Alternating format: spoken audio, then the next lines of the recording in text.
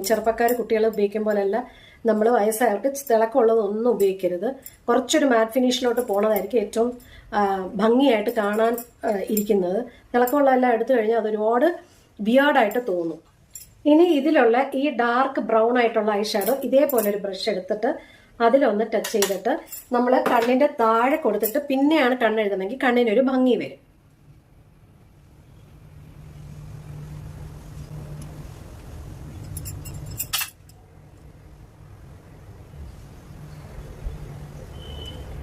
എൻ്റെ ഒരു കാജലില്ല, അപ്പൊ ഇതൊരു പെൻസിലാണ്, കാജൽ പെൻസിലാണ്. ഇത് വെച്ച് കണ്ണിന്റെ അകത്തൊന്ന് എഴുതി കൊടുക്കാം.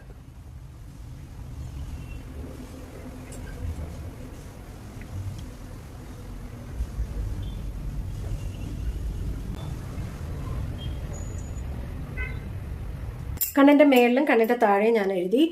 ഇതിലുള്ള ഡാർക്ക് ബ്രൗൺ